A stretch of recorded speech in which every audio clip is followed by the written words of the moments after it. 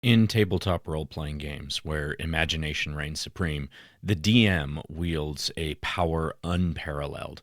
They are the architect of the world, the weaver of tales, the conductor of destiny. But shouldn't this power be shared? What if the DM became a guide, a facilitator, a catalyst for the collective creative of all the players?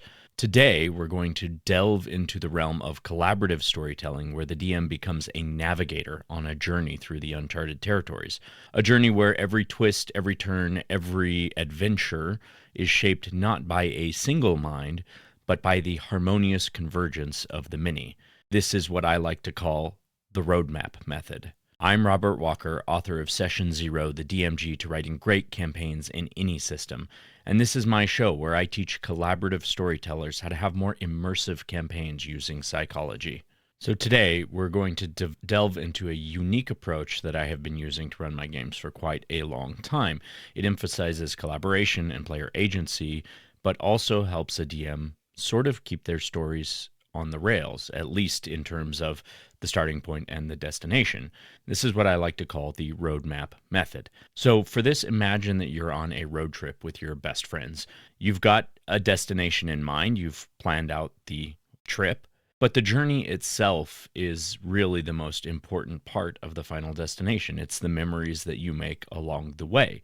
This is the concept behind this roadmap method. As the DM, you're the driver. You're steering the vehicle towards the final destination, the overall goal. However, your players are the passengers.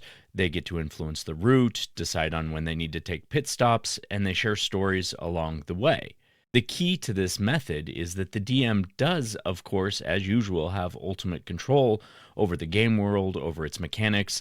This is them driving the car. They have control over which way they turn, when they brake, when they accelerate, even sometimes what sort of music and created as they're driving.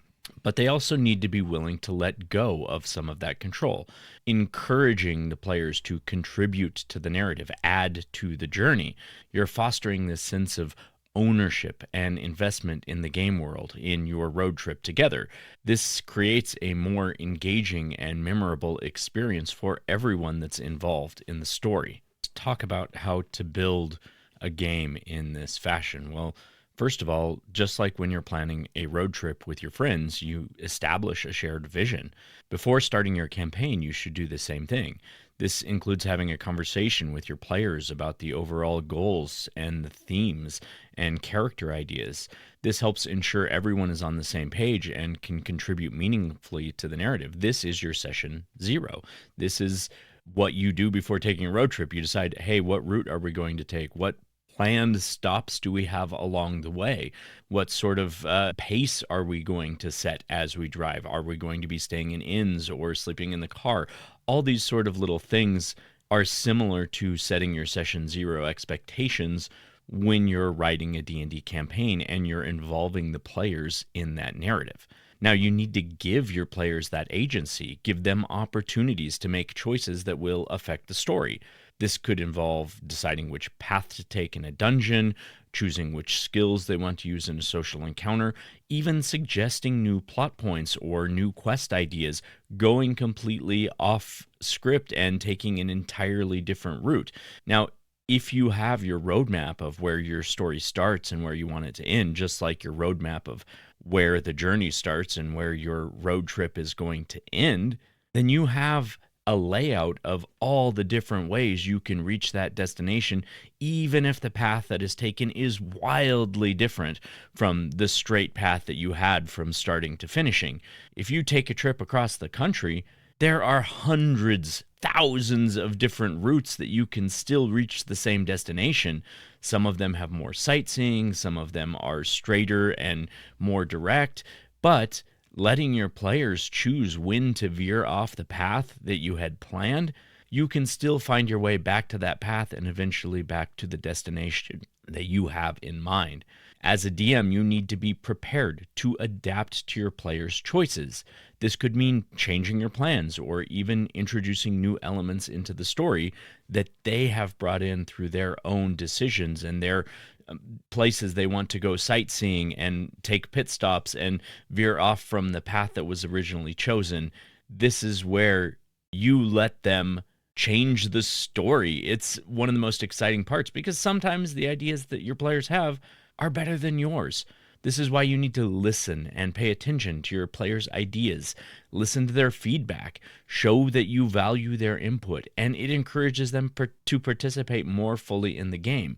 When they feel like they are not necessarily in the driver's seat, but can affect where the route is going, which direction that the car is driving, they'll be way more invested in the story. And the memories that are created along the way are going to be way better when everyone is involved in the creation of those memories, not when it's just one person's idea of how we're going and how we're going to get there. Let's break it down a little bit further into understanding the concepts of this method. So, first of all, you have your starting point, right? This is the beginning of your campaign, the starting location in which the characters have come together and adventure is about to set forth. This is just like the starting point of your journey. Like, this is where everybody gets together, piles into the car, and sets off on the journey with the expectations that were set in session 0 or your pre-meeting that you had before the game. Now, the destination, of course, is the overarching goal of the campaign. It could be defeating the powerful villain or finding the lost artifact or whatever case it may be. What is the climax, the conclusion of the game that you eventually want to get your players to in that story? And then you have the route. This is the plot and the story arcs of the campaign, including the major events, the quests, the encounters. This is the major planned route on a road trip. It's the highways, the detours, the scenic byways, all of that. Now, this is where the players should have a lot of agency in determining the path of this story. You have your starting point. You're setting up the world for them to play in. You've set the expectations. They've created their characters, shared their backstories. You have that starting point, and you know what you want your destination to be. You have a general idea of here is the big goal of this campaign. This is where they have to get to. But how they get there, the paths they take, the highways they choose to travel down, all of that can be player decision, player driven, with the DM being flexible and responding to how do I realign the path that I have set with the roads that they have chosen to take. And eventually you can get there. You just have to be flexible and think about the way that the path they've taken aligns with the story that you wanted to tell, the goal you wanted to get to. Now, the passengers are, of course, your players or their characters in the game. The vehicle that you're traveling in would represent the game system, the rules, the mechanics, the framework for your adventure, and how you're using those rules to move towards the destination that you have in mind. Of course, your pit stops are the short breaks. These can be side quests. They can be staying at an inn or exploring a nearby dungeon or any manner of things that the players decide to do that interests them along the way, and they want to take that moment and explore that piece of the world. This is really where your world gets fleshed out, right? When you're looking at a map and you're seeing, okay, here's the starting point, the destination, and here's a few places we'll stay along the way. But what really fleshes out your journey is all those other little things that you uncover along the way, things that you didn't even know about, things that you didn't plan for. And yet that's where memories are really made, when you have those moments where fun conversation happens and unexpected twists take place. Maybe you encounter some danger or some, rival or whatever the case may be, but something different happens that you weren't expecting. That's where the memories are really made. You have to plan for the unexpected encounters, plot twists, challenges that can arise during the adventure.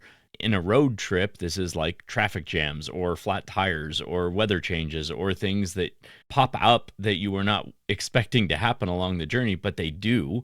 Just like that, those sort of things will create memories and create bonding experiences in your stories. So when something unexpected happens, embrace that. Know that that is part of the story. That is part of the memory that's being made. These are the shared experiences and the bonds formed between players and the DM during the game. And this is what will make your players think that you are a fantastic dungeon master. When the story belongs not just to you, but it belongs to everyone at the table. I mean, that is the value of collaborative storytelling. They wove the story as much as you. Just because you decided on the starting point and eventually found a way to guide them to the conclusion you were wanting to have them experience, they're going to love all of that because their experience along the way was not just yours, it was theirs as well. So be ready to adapt to those choices and embrace the unexpected events. Find a way to navigate the decisions that they have made back onto your path towards the destination. Even if it takes way longer to get there, that really doesn't matter. What really matters is that you're creating a shared collaborative experience together. And even though you're the one driving the vehicle, you're all on the journey together and you all are making decisions along the way. Take out your pencil and paper because it's time for Tricks of the Trade. Today, for Tricks of the Trade, I want to talk about a few different ways in which you can implement this method into your own game use and give you an idea of how you can use it not just for an entire campaign, but how you can use it in small pieces of a campaign. So the first one, let's talk about a dynamic dungeon. So imagine that you're running a dungeon crawl. This is very typical in most TTRPG games. Instead of having a predetermined layout for the dungeon, give your players options to influence the dungeon's structure. For example, give them the option to take a safe route or take a risky shortcut. Then you can build the dungeon from that as they go along, making each room either more dangerous and having fewer of them, or a little bit safer and taking a longer amount of time to get through the dungeon. This way you can create ideas that you maybe wouldn't have had them encounter otherwise, and it gives them the directive of how they want to go about this very specific roadmap, how they want to take this very short road trip within the greater spectrum of your entire game.